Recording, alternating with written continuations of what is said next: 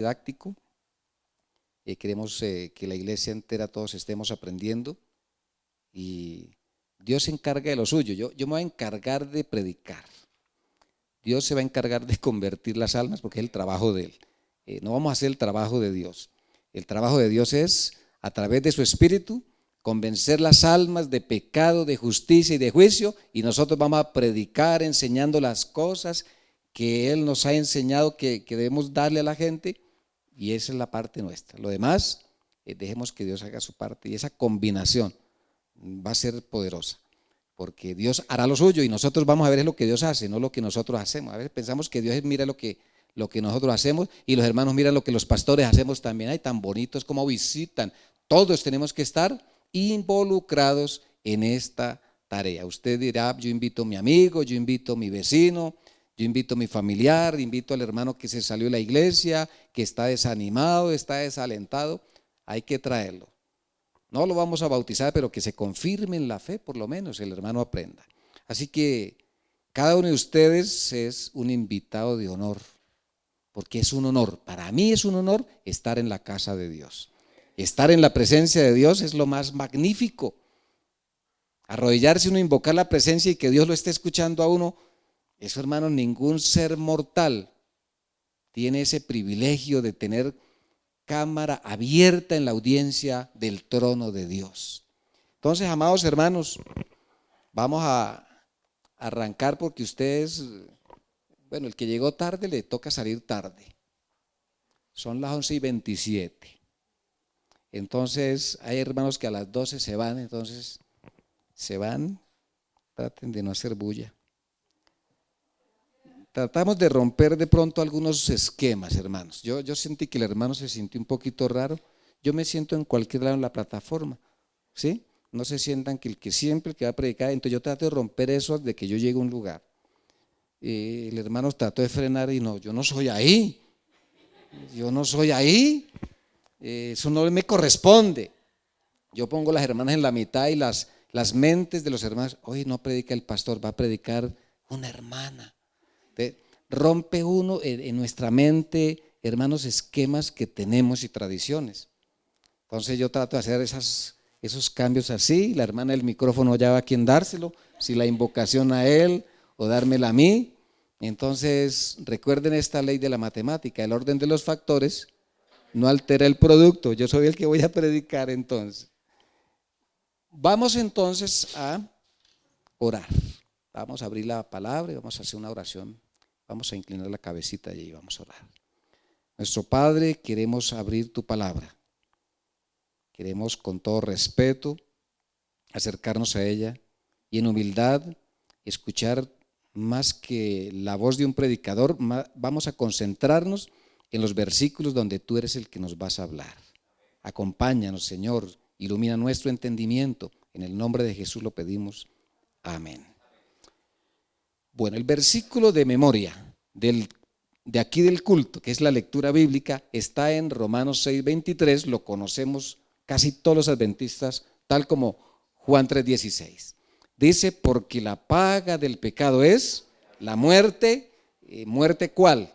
Usted tiene que definir cuál muerte. Entonces vamos a ver, porque la Biblia está escrita muchas veces en antítesis. Presenta un punto y lo confronta con otro. Entonces vamos a ver a qué muerte es por la segunda parte del versículo. La segunda parte del versículo dice, mas la dádiva o el don de Dios es vida eterna en Cristo Jesús, Señor nuestro. Por lo tanto, si me habla de vida eterna y es una antítesis o un contraste, la otra muerte, ¿cuál es?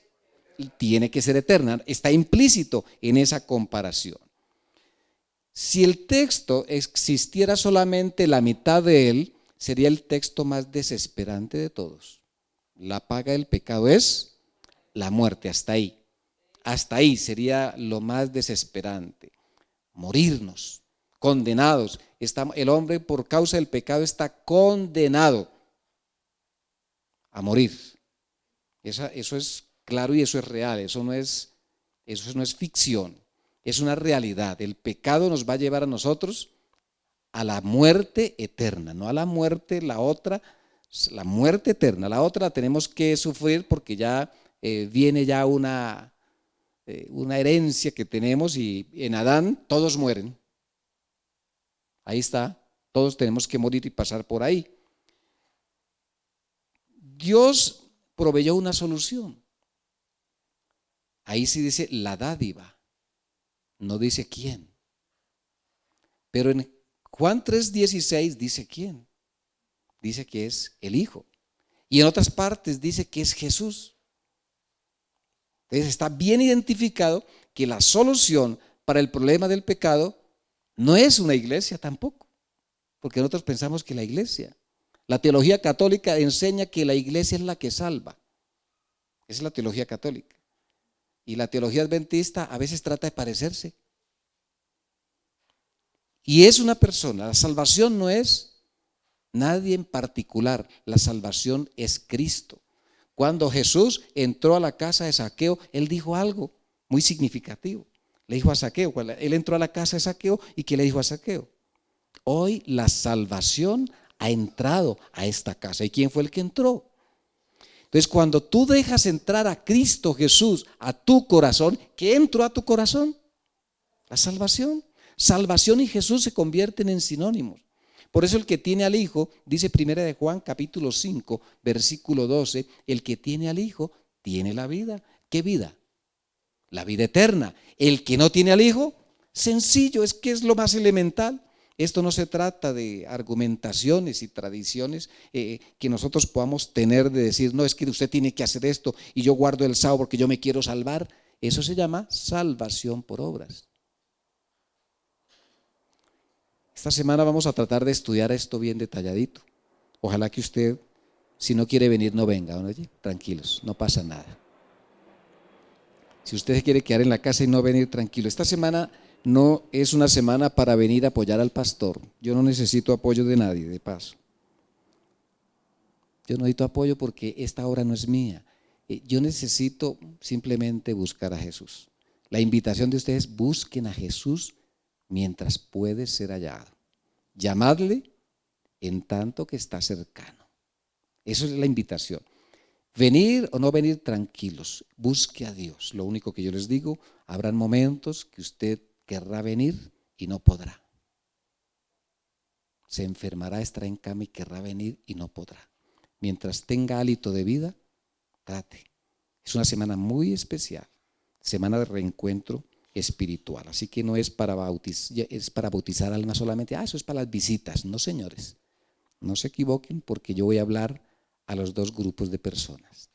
Vamos a hablar tanto al miembro que es antiguo y vamos a hablar también a la persona que hasta ahora viene a conocer.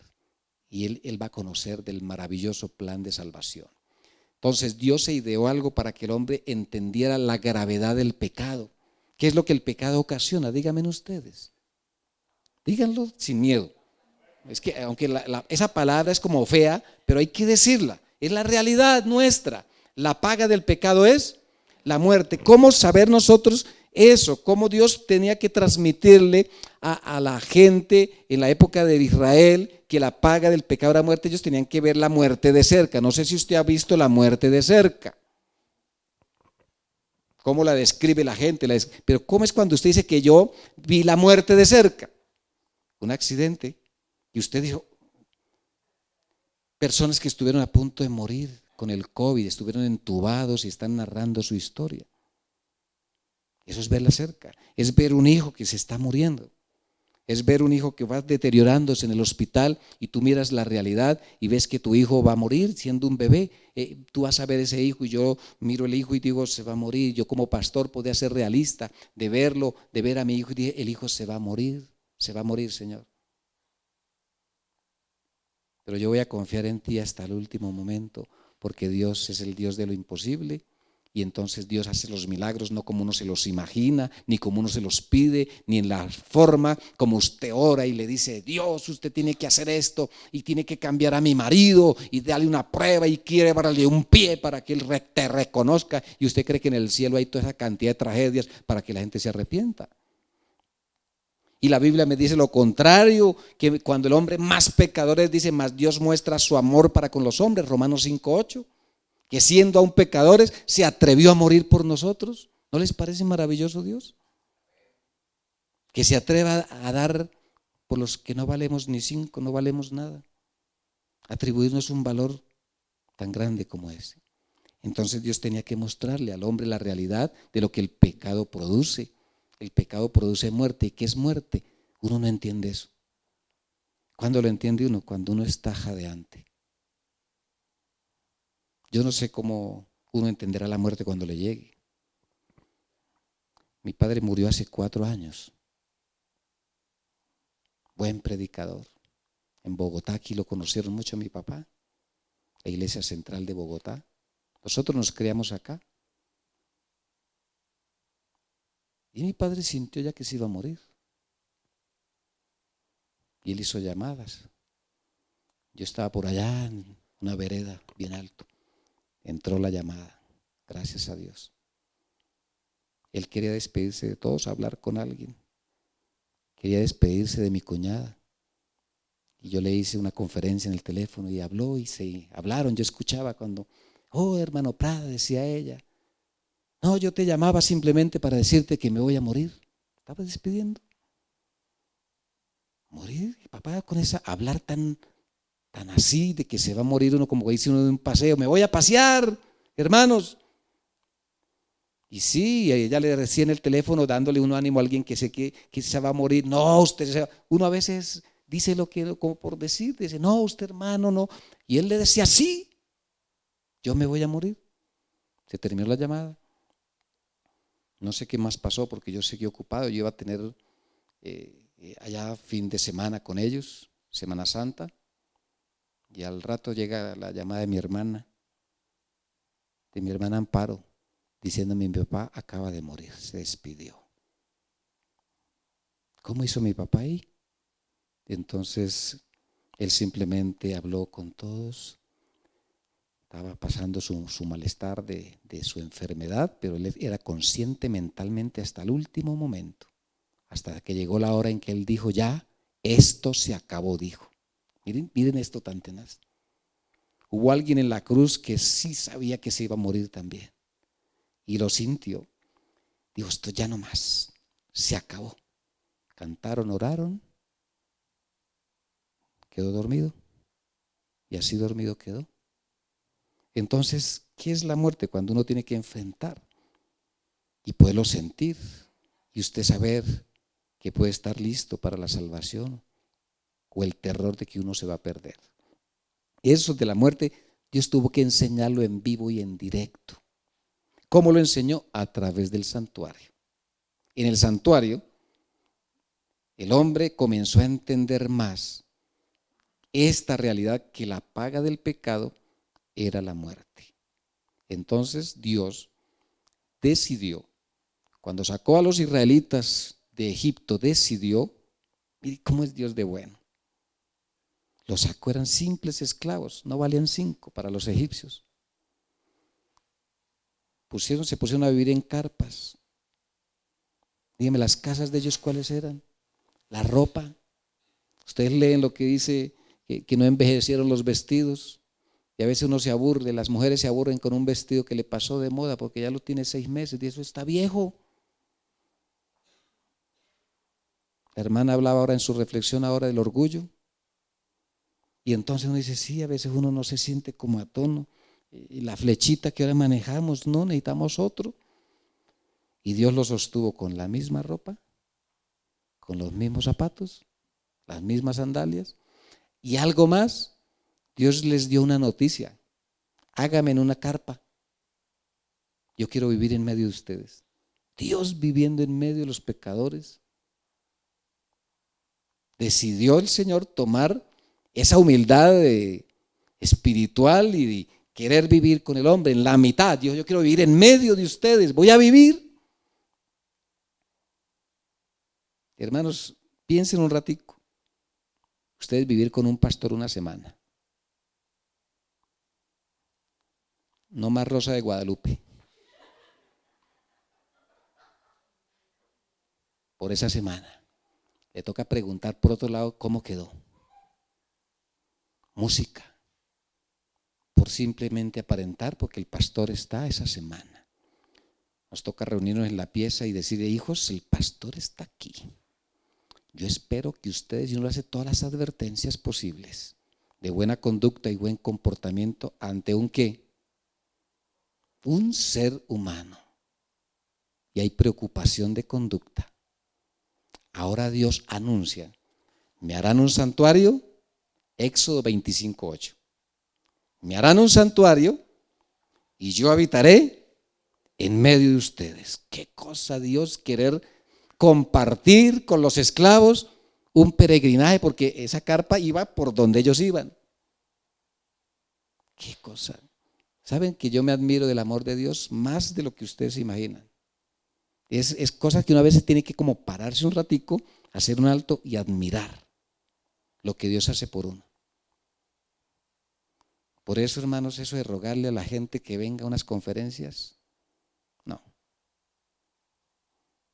Yo he tenido que corregir algunos aspectos. Hermanos, ¿cuántos van a venir a apoyar al pastor esta semana? Por ejemplo, el pastor viene a predicar y nadie lo escucha, ¿no? Yo predico, así sea para esa cámara sola. Habrá alguien allá detrás de esa cámara, no sé cuántas personas. Cuando hemos tenido que hablar en la radio ante un micrófono, no hay nadie que lo escuche uno. ¿Cuántas personas están escuchando? Mi esposa iba por allá por las veredas y decía, mi amor, yo te escucho predicar mientras tú estás predicando y yo estoy por allá en el campero, colocan la emisora y estás tú predicando ahí. ¿Cuántas personas detrás de un aparato, después de un programa, podrán escuchar del amor salvador de Jesús? Por eso esto es una invitación de Dios, el libre albedrío para usar nosotros y buscar la salvación antes que sea demasiado tarde. Amados hermanos, Jesús decide venir a morir por el hombre, es otro acto impresionante. Que Jesús decida, sabe que usted va a tal distrito a morir, pastor, va a tal lugar, pero ya usted va a morir. Yo diría, no, manden a otro, pues que sacrifique otro, porque uno tiene sus propios sueños, sus ilusiones, tiene sus hijos, uno quiere ver un futuro con ellos. Pero lo más cruel, Jesús nacer sabiendo que le tocaba morir. Todo eso solo Dios lo hace con un solo propósito, que tú y yo seamos salvos.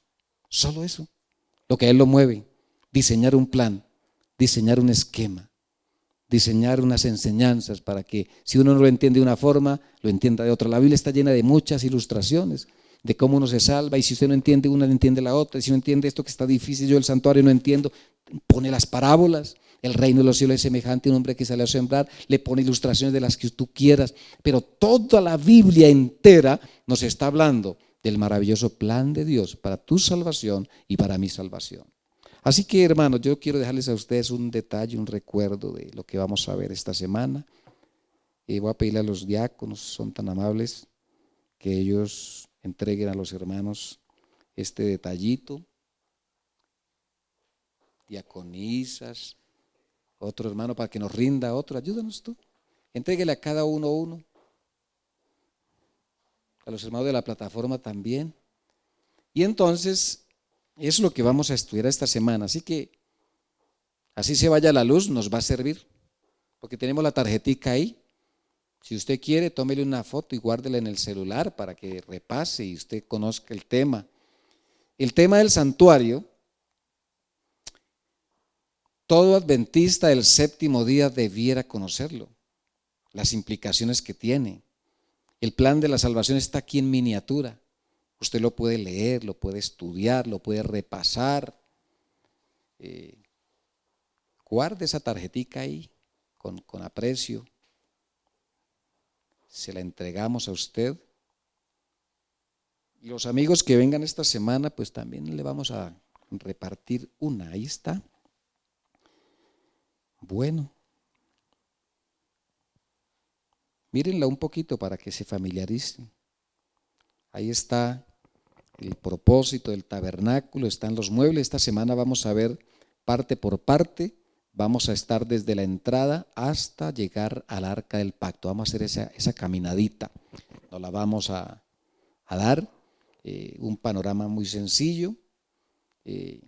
Se las dejo, ¿por qué? Porque ustedes esta semana la tienen que mirar, hay unos versículos, los pueden leer, pueden tener esas lecturas bíblicas, pueden mirar la orientación del tabernáculo y se van a dar cuenta que sí se cumple lo que Dios dijo. Háganme un santuario y voy a habitar en medio de ustedes. Miren cómo están organizadas las tribus y se van a dar cuenta que 3 están de un lado, del lado, ahí está arriba está la estrellita de los puntos cardinales. Así que Judá, Isaacar y Zabulón estaban al lado del este o del oriente. Al lado del norte estaba Dan, Aser y Neftalí. Al lado del sur estaba Simeón, Gad y Rubén. Y al lado del oeste u occidente estaba Efraín, Benjamín y Manasés. Así que ustedes se pueden memorizar esas tribus esta semana, así sencillitas. Se pueden memorizar en qué lado iba cada una. Miren, uno aprende jugando en la Biblia y su mente comienza a desarrollarse. Entonces yo les puedo preguntar esta semana, ¿qué tribus iban al oriente? A ver, ¿quién me dice? ¿Sí me entiende? ¿Quién me va a decir? Entonces vamos a estar jugando. Usted juega con los hijos, con las cosas de la Biblia, hace el ambiente, la casa bonito y usted va enseñando cosas lindas y los hijos se enamoran de las cosas de Dios. Este tema le enseña a la persona qué significa el pecado y cuánto costó mi salvación. Cuando yo empiezo a apreciar lo que Dios hizo, yo no puedo ser indiferente. Por eso nosotros vamos a ser culpables de la muerte de Cristo. Si no aceptamos el plan de la salvación, todos los que estamos acá somos ¿qué? Culpables de la muerte de Cristo. Si lo aceptamos, va a ser al contrario. Vamos a ser bendecidos, lavados, limpiados, rescatados, como dice el apóstol Pablo, rescatados por la sangre del Señor Jesucristo. Somos rescatados, no somos culpables, porque haberlo aceptado, Él nos rescató. Al rechazarlo, somos culpables, porque menospreciamos el sacrificio ofrecido en la cruz del Calvario. Así que, amados hermanos, después de esta introducción que ustedes están viendo, van a darse cuenta lo que dice el conflicto de los siglos. Dice allí, la palabra santuario, tal cual la usa la Biblia, se refiere en primer lugar al tabernáculo que construyó Moisés, como figura o imagen de las cosas celestiales. Es decir, ese santuario del desierto era figura de ¿qué? Dios le dijo, hazme un tabernáculo, un santuario conforme al modelo que te fue mostrado. Entonces, todo lo que Moisés estuvo allá 40 días y 40 noches, uno se pone a pensar, ¿qué hizo Moisés 40 días y 40 noches arriba en ese monte para recibir 2 tablitas con una cosa tan sencilla? Tanta demora, entonces Aarón, tanta demora y el pueblo tanta demora y no llega, ese hombre ya no es líder, se murió, quién sabe qué le pasó, se lo comieron las fieras. Aarón es como si fuera el anciano de la iglesia, el pastor se fue y el anciano de iglesia dijo no, el pueblo comenzó a amotinarse y dice no llega eso, nosotros a quién le vamos a orar y ellos venían todavía con esa mente contaminada de la idolatría de Egipto y dijo, háganos un Dios para verlo, porque el Dios de Moisés no lo vemos. Y entonces Aarón se azaró todo, un líder pusilánime, un líder que no tiene control del grupo. Y entonces el hombre dijo, no, ¿yo qué hago? Pues tráiganme eso. Y fundió algo y el hombre como que sabía de orfebrería porque hasta le hizo los cachos a ese toro, oiga, bien hechos y puntudos. Después llega Moisés y le reclama, le dejó encargada a la iglesia y cómo le volvió la iglesia. Moisés desciende, escucha una algarabía, una música que no era del himnario adventista. Dice, esa voz, esos cantos no son. Eso de que suena el celular, no, esos timbres de los hermanos a veces me preocupan. Digo, tengo que bautizar el celular también ahora. Le ponen unos ritmos que no sé cómo harán. Y eso escucho cosas raras. Y Moisés encontró un desastre. La idolatría. Salieron de allá, Dios los sacó. Y todavía ahí. Llama al líder. ¿Qué pasó? Y el otro tratando de se tartamudea y dice, no sé, yo eché eso y salió un becerro todo raro. Yo no lo hice, eso salió solo. Por eso Dios veía una urgente necesidad de estar con ellos. Porque al menos la presencia de Dios a uno lo pone a pensar, ¿no es así? Entonces, amados hermanos, miren esto. Ese santuario estaba siendo figura de un santuario mayor, el verdadero tabernáculo en el cielo, hacia el cual señalaba esto que estamos estudiando es tan importante que tiene una conexión directa con el santuario de arriba, lo que está pasando arriba. Como nosotros no vemos, no podemos verlo de arriba, ¿qué hace Dios? Nos manda una señal vía WhatsApp para mirar ahora lo que está pasando arriba. Qué amor tan bonito el de Dios. No podemos ver nada de arriba y nos deja una ventanita. Esa ventanita es el santuario. Tenemos que fijarnos un poquito más allí de lo que está pasando arriba en el cielo. Ese santuario tiene que ver todo con lo que es santo. Puedo llamar un santuario. Todos los muebles santos. Ustedes se van a dar cuenta que ninguno podía cargar esos muebles así porque sí. Dios definió quiénes. Dios dijo, son los levitas y punto. Ellos son, nadie más toque eso, nadie. Cuando la nube se levantaba y tenían que moverse, porque Dios les había una clave, cuando se levante la columna de nube o la columna de fuego y la columna se mueva, automáticamente el levita decía, bueno, coatitas, meraritas, gersonitas, cada uno sabía qué coger, desarmaban y se movían en dirección. Dios da la dirección para su iglesia. Esta iglesia, hermano, no es caprichosa. A veces uno le parece, ay, es que los pastores resultan hermanos por ahí de esos rezongones que hay todavía. No, rezongan todo. ¿Y por qué? Así es. Esta iglesia, a pesar de que hay pastores y hay líderes, somos convencidos de que esta iglesia la dirige Dios por encima de todo lo que pase. Así uno se equivoque, uno a veces se equivoca, sí. Por encima Dios trata de remendar lo que nosotros rasgamos por ahí, con tal de que la iglesia no pierda su derrotero. Todo es tal como Dios lo escogió. Pero algunos se levantan a sembrar descontento tal como lo hizo Lucifer. Dice, lo que pasa es que los pastores a usted no les dicen toda la verdad. ¿Ustedes sabían eso? Y entonces la serpiente se disfraza de hermanos de carne y hueso. El diablo habla a través de algunos miembros no consagrados para sembrar la duda. ¿Y no miran los pastores cómo andan? Pues mire cómo andamos, ahí nos ponemos una corbata y eso nos hace ver elegantes. La corbata ya es vieja, pero lo hace ver uno elegante porque estamos representando algo acá. Yo estoy representando como hablar las cosas de Dios no es cualquier cosa. Por eso Dios le exigía al sacerdote cierta vestimenta, ¿no? ¿Notan ustedes en el santuario? ¿Ustedes no veían que el sacerdote salía con un blue jean roto ahí, saliendo de las rodillas como? No. Eso de los adventistas no se ponen eso, ¿quién dijo? El sacerdote, Dios le tenía delineado todo, las cosas eran santas, exclusivas. Lo santo quiere decir exclusivo, apartado. Eso es de Dios. El santuario le estaba enseñando a ellos que la presencia de Dios exigía santidad. De ahí que la distancia que había, aunque ahí ustedes ven las tribus que están tan pegaditas el letrero, ¿cuánto había de distancia entre el tabernáculo de Dios y la primer tribu? ¿Saben cuánto había de distancia?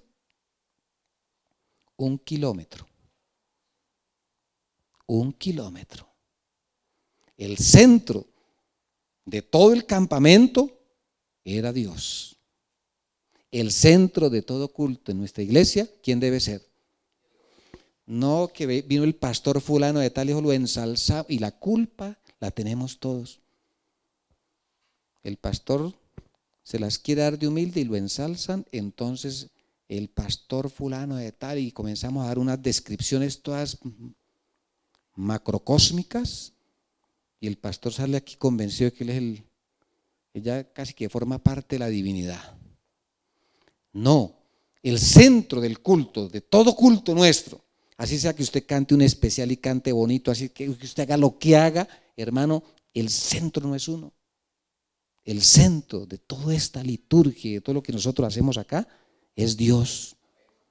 No debe ser otro. Así llegue el que llegue. A mí me da hasta como cosa decir, si viene un presidente de campo, un presidente de la Unión, un pastor de por allá, de la división, son pastores siervos de Dios, pero el centro es el personaje principal del santuario. ¿Quién es? Es Dios. El centro de esta iglesia es Dios. Todo señala a Dios. Todo lo del santuario, lo vamos a ver, señala a Dios. Y había una distancia. La distancia entre cada tribu y el santuario era 1 kilómetro. 1 kilómetro a la redonda. Por eso, en esta semana vamos a ver, cuando un pecador iba a confesar su pecado, pues nadie lo escuchaba. A 1 kilómetro, imposible que usted ve que iba al santuario el pecador a confesar su pecado. Tenía 1 kilómetro para que no escuchara nadie su confesión que él iba a hacer a Dios. Todo este tema, hermanos, a mí me impacta, me gusta, me fascina, me llena de emoción. Cuando yo estudio esto, digo, oiga, siempre lo estudiaba yo para mí y para los hermanos de la iglesia, y un día yo decidí, voy a predicárselo a las visitas. Voy a mostrarles el santuario, qué es lo que pasa ahí. Ahí entonces vamos a mirar el sacerdocio santo. Ahí vamos a quitarle a la gente que los pecados se los confiesan a los hombres. Aquí dice que los confesaba directamente a Dios. Y eso le va enseñando a la gente que no conoce el evangelio este tema, hermano. La gente que conoce este tema se afianza en la verdad. Elena White dice, Conflicto de los siglos, que este es el fundamento de nuestra fe. Este es el fundamento. Cuando la Biblia nos dice, puesto los ojos en Jesús, ¿han leído eso? Hebreos 12:2, puesto los ojos en Jesús, el autor y consumador de... ¿Usted en qué piensa? Comprarse un cuadrito de Jesús, de los cuadros adventistas, porque hay cuadros adventistas y católicos, ¿no? El católico es el del Sagrado Corazón, con el corazón sangrante y alrededor del corazón una corona de espina. Imagínense eso. A Jesús le pusieron la corona, fue acá, y ahí la presentan porque es el Sagrado Corazón de Jesús. Ya no le hacen ni a Jesús, al Sagrado Corazón. Entonces el adventista también tiene su cuadrito, pero es adventista, para acordarse de Jesús. Cuando aquí dice, puesto los ojos en Jesús, el autor y consumador de mi fe, quiere decir que mi vista se tiene que dirigir en cierta medida a lo que Jesús está haciendo ahorita. ¿A dónde está Jesús? Está en el santuario. ¿En qué parte del santuario? Entonces ya usted sabe como adventista que según la profecía de los 2300 tardes y mañanas, Jesús en 1844, ¿qué pasó en 1844? Entonces no me diga que el gran chasco, pastor, porque usted no está pendiente sino de los hombres. El gran chasco ocurrió en la tierra, pero en el cielo estaba pasando algo. En el cielo Cristo estaba pasando en su línea sacerdotal. Él estaba haciendo un cambio de oficio. Y es solemne porque cuando Jesús hace un cambio de oficio, está cambiando su papel para entrar en la última etapa de intercesión. La última, estamos en la última. Por eso el evangelio que esta iglesia predica es la última amonestación, el mensaje de los 3 ángeles de Apocalipsis 14. En ese contexto, entonces podemos entender mucho mejor este tema del santuario. Está encadenado con un resto de enseñanzas que son claves para nuestra consagración. Y si nos falta consagración, tenemos que poner los ojos a lo que Jesús está haciendo. Puesto los ojos. Quiere decir, hermanos, tanta distracción que ahora hay. La distracción la cargamos en el bolsillo. Hay hermanos que aún en el culto, perdón Señor que voy a contestar una llamada, ya vengo. Se salen del culto a contestar una llamada. Ay, el negocio, sí. Usted sabe que yo doy un negocio, pero yo se lo entrego mañana. ¿Qué hizo? Negocio, sencillo. Usted sabe que soy adventista y no trabajo hoy, pero entonces mañana a las 12 lo llevo. ¿Qué hizo? Concertó una cita de negocio. Espere Señor, ya vengo. ¿Es más importante atender a un hombre que atender a Dios? Hermano, usted ese celular. Atienda a Dios. Ponga a Dios en primer lugar. ¿Cómo Dios nos puso a nosotros en primer lugar? Yo no entiendo. El Señor Jesús dejó el cielo, dejó las cortes, dejó toda la gloria, lo que uno tanto lee, para venir a este oscuro mundo. Dejó todos los compromisos. Yo no me imagino cuánta agenda Jesús tendría, porque hay muchos mundos. ¿Cuántas predicaciones dejó de tener? ¿Cuántos seminarios, clases? El Señor dejó de dar para hacer un alto. Eso fue como un paréntesis en la eternidad. La vida de Cristo en la tierra fue un paréntesis. El Hijo de Dios se hizo hombre. ¿Qué paréntesis? 33 años. 33 años de lucha frente a frente con el enemigo desde que nació. Satanás buscando para matarlo. Después convencerlo para que se suicidara. O sea, Satanás utiliza muchas argumentaciones. A lo último, no, el Satanás hasta en la cruz le puede decir: usted se puede bajar solo porque yo sé que tú eres el Hijo de Dios. Tienes poder para soltarte esa cruz. Si a otro salvó, ¿cómo se va a salvar a sí mismo? Y tanta argumentación en una mente en ese momento humana, debilitada por la pérdida de la sangre y los azotes. Aprovechándose la debilidad, tanto ahí como la debilidad del ayuno de 40 días, se aprovechaba de la debilidad para sacar la Biblia mal usada. ¿Ustedes creen, hermanos, que nosotros hacemos eso por amor a Dios? ¿Ustedes creen que nos hace falta un poco mayor entrega? ¿Sacrificio quizá? No, pues qué sacrificio llegar hoy. Tratar de llegar hoy temprano, un sacrificio, pastor, usted no sabe. Pero las citas médicas nos hacen correr, los especialistas nos hacen correr, los hombres nos hacen correr. ¿Y a Dios quién le corre? Es que Dios es paciente. Jugamos con la paciencia de Dios. Jugamos. Nosotros deberíamos cambiar el orden de las cosas. Decirle: Señor, qué pena contigo. Qué pena. Te tengo en segundo lugar. Ya casi llega el primero, Señor, ya casi. Para algunos el trabajo, para otros las riquezas, para otros los negocios, para otros su embellecimiento. No hay tiempo para Dios, solamente cuando nos pasan las crisis.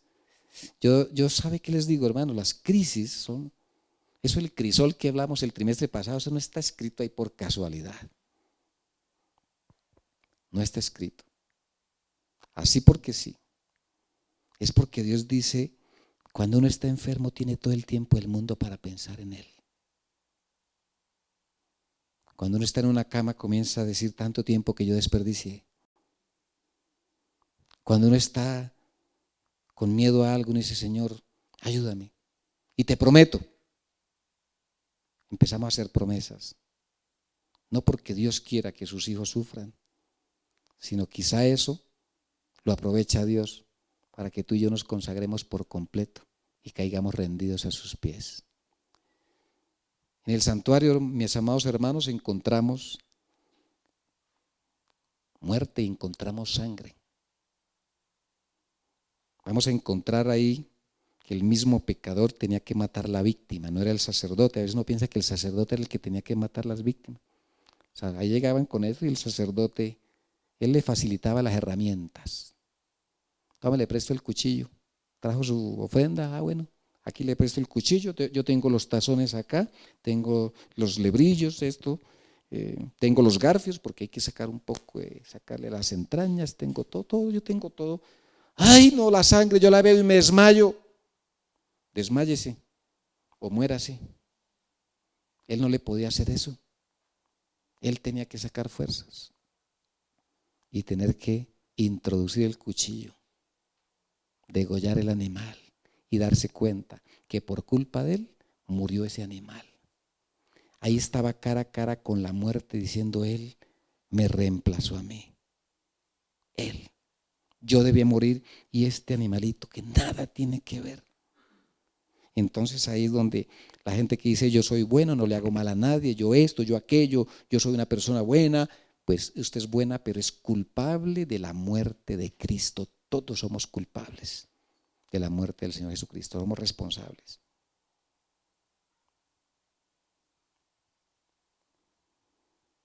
Dios nos está llamando hoy, en este preciso momento, con esto que hemos hablado sencillo. Son las 12:06 para que no haya preocupación. Yo les informo la hora, tranquilos. De hacer un cambio en nuestra vida, hermanos. Yo creo que uno de pastor predica tantas cosas, tantas enseñanzas, tanto que uno quisiera ver y uno no alcanza a ver, tantos traslados, tantos lugares. Yo me encuentro en las mismas situaciones ya. Este ministerio por donde camino es lo mismo, las mismas cosas le tocó uno hacer, las mismas envidias, los mismos orgullos, los mismos problemas, las mismas cosas. Yo digo, ¿qué pasa aquí? Es lo mismo, donde yo vaya. Yo he estado en varios lugares y hasta fuera del país se ve igual. Es la misma iglesia con una misma genética. Traemos ese gen de tibieza, lo traemos como en la sangre y tenemos que pedirle al Señor que el Señor nos transforme. Que hay algo que no hemos podido hacer, lo intentamos, sí, a veces las 40 madrugadas y después de las 40 madrugadas, ¿qué sigue, pastor? A mí me dicen así, se acaba el librito, pastor, y las 40 madrugadas, ¿qué sigue? Pues siga madrugando, hermano. ¿Y qué estudiamos ahora? Pues siga estudiando la Biblia, se acabó el librito, ahora usted depende de un librito o depende de la Biblia. Coja la Biblia, léasela toda. Adventistas que nunca se han leído toda la Biblia, 15 años, 20 años de ser adventistas y no salieron de números porque empezaron a contar las tribus y quedaron mareados. Superen eso y vamos adelante, puesto los ojos en ¿qué? Jesús, que en este desierto de la vida Dios decidió acompañar al pueblo de Israel en el desierto de tu vida, en las cosas difíciles que te pasan, en las tragedias que te pueden haber pasado. Deja que Dios camine contigo en el desierto de tu vida y que Él sea el centro. Hagan un santuario y habitaré en medio. Que Dios pueda habitar en medio de tu corazón, ahora y siempre. ¿Quién desea en esta mañana abrir su corazón para que Jesús habite ahí? Y destrone al que está, porque alguien está ahí. Alguien está tomando el lugar de Dios en nuestro corazón. Llámese trabajo, llámese dinero, llámese deudas, llámese preocupaciones. Alguien está ocupando el lugar y Dios quiere ocupar el lugar que le corresponde. ¿Qué hermano desearía colocándose en pie esta mañana, decirle, Señor, yo quiero que tú seas el centro, que seas el primero, que seas lo único, ¿no? Lo demás, vea, yo no me preocupo. Antes de venir para acá ocurrió algo, una preocupación justamente ayer, y yo le decía a mi esposa ayer, vea mi amor, es un distractor. Como yo voy a conferencias, es un distractor. Y yo no me distraigo con las cosas materiales. Y le mandaba mensajes, decía, ay, tú me das tanto ánimo. Mi amor, es que, dígame, si yo necesitara un carro para ir al cielo, hermanito, nada, vea, nada de lo que usted tenga, hermano, nada, entienda esto, nada que usted quiera conservar, lo va a llevar. Lo único que vamos a llevar es un carácter semejante al del Señor Jesucristo. Entonces, ese es lo que Cristo quiere hacer en mí, modelarme. En algunos le cuesta más porque uno no se deja modelar. El orgullo no nos permite. La edad a veces somos a mayor edad más difícil de cambiar, ¿oyen? Por eso yo cambio los sitios de predicación. ¿Sí? Genero eso, a ver, ay no, y usted, qué irrespeto con el pastor. Hermanos que le dicen, hermano, ay, que usted no es hermano, usted es pastor. No, yo soy hermano igual. Por haber estudiado teología fue que nos dijeron que era pastor, pero entonces había una hermana que resolvió ese problema y me decía hermano pastor. Sencillísimo, así es. Yo le decía hermana oveja, así la arreglé también. Permitamos que Jesús sea el centro de nuestra vida. Dios nos bendiga. Bien, hermanos, así puestos de pie, vamos a entonar el himno 289. ¿Quién me puede dar perdón? Himno 289.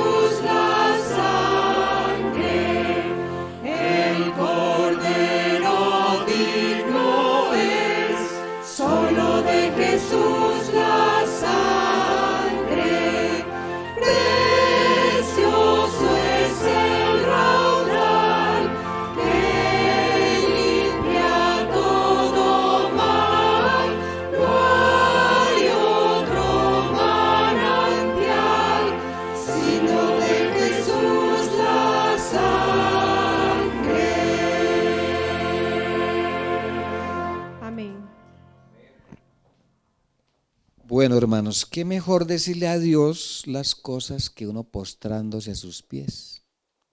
Qué mejor manera de decirle, Señor, vea, ya lo reconocí. Doblegarse uno es como decirle, el que no por salud, tranquilo, doblegue el corazón, que es suficiente. Nuestro Padre, nosotros cada vez que miramos todo lo que tú haces,